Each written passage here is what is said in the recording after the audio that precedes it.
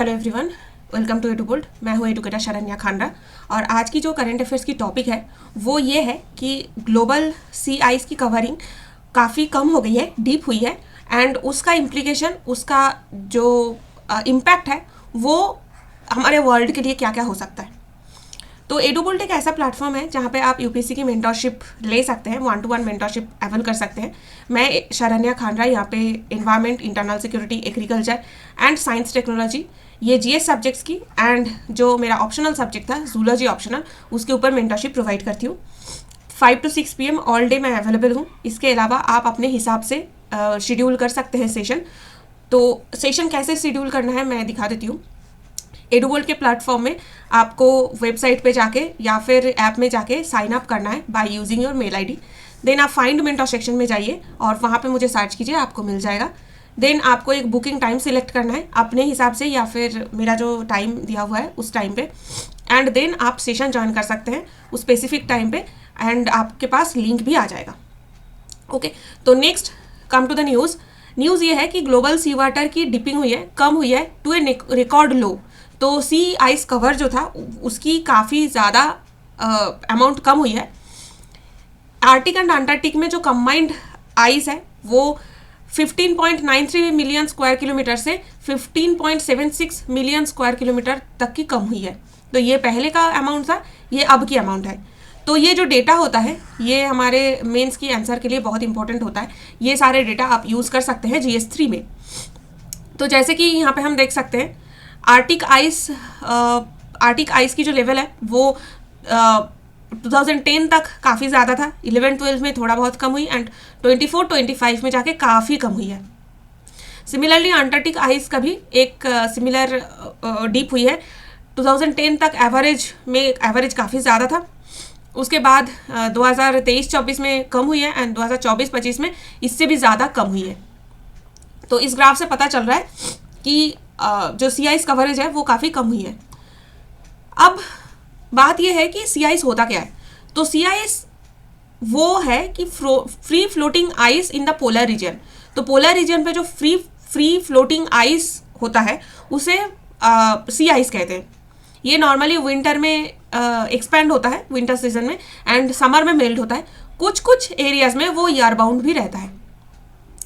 तो ये normally iceberg, glacier, ice sheet and ice shelf से अलग होता है। तो जैसे देखा जाए कि आइस मतलब आर्टिक या अंटार्कटिक सी में छोटे छोटे आइस का इस तरीके से चंक हॉराइजेंटली घूमता रहता है, तो वो है सी आइस। क्योंकि ग्लेशियर जो है वो माउंटेन्स में मिलता है। वो ग्लेशियर मोस्टली क्या है, आइस की रिवर है। आइसबर्ग वो होता है जो ग्लेशियर फाइनली सी तक पहुंच जाए। आइस शीट और आइस शेल्फ्स ये आर्टिक एंड अंटार्कटिक में मिलता है एंड लैंड में फॉर्म होती है मोस्टली। तो ये लैंड में है, बट सी आइस क्या होता है, ये फ्रीली फ्लोट करता है ओशन में इस तरीके से। ओके तो ice sea plays crucial role in cooling the planet by trapping existing heat in the ocean. तो सी आइस बेसिकली क्या करता है, प्लैनेट को ठंडा करता है, जितना भी ओशन में हीट है उसको ये ट्रैप कर लेता है। तो आइस सी की अगर कवर रिड्यूस हो जाए इसका डिजास्टर्स कंसिक्वेंसेस हो सकता है अर्थ के ऊपर। तो नॉर्मली आर्टिक में ये जो पार्ट है, इस एरियाज में, ये टोटल आर्टिक का एरियाज है। तो आर्टिक के एरियाज में सी आइस देखने को मिलता है एंड अंटार्कटिक में भी। अंटार्कटिक की जो आइस शेल्फ होते हैं या फिर आइस शीट्स होते हैं वो बस थोड़ी सी एरिया में है, बट उसके बाद की जो एक्सटेंट है वो सारे सी आइस की कवरेज है। ये सारे एरियाज में सी आइस की कवरेज है।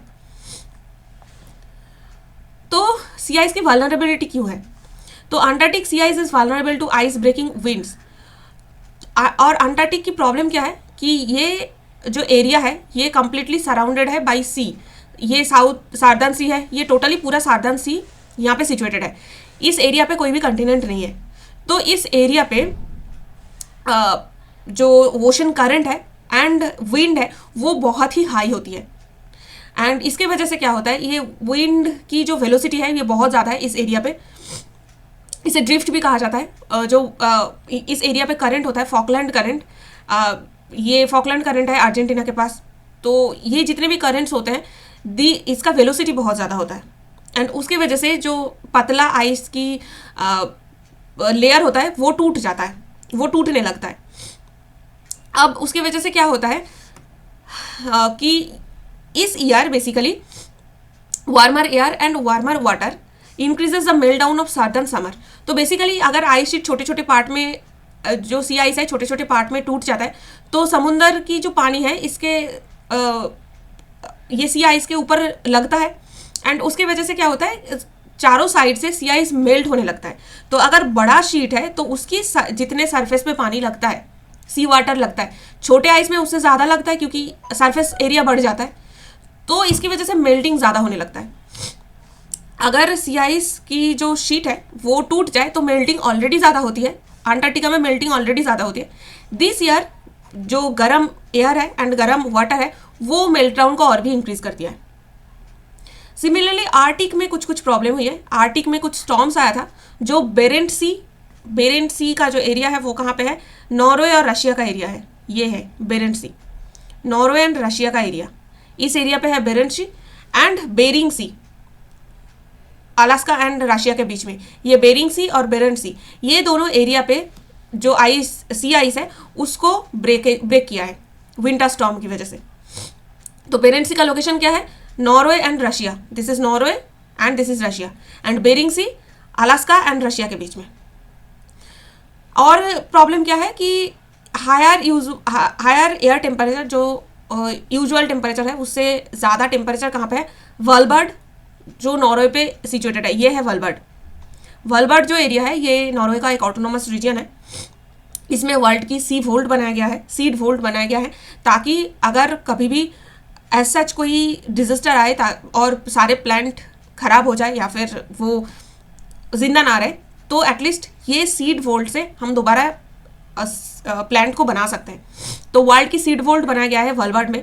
इस एरिया पे भी नॉर्मल से ज़्यादा एयर टेम्परेचर है and that result further loss of the sea. तो 3 एरिया है, बेरेंट सी का एरिया, वलबर्ड का एरिया एंड बेरिंग सी का एरिया।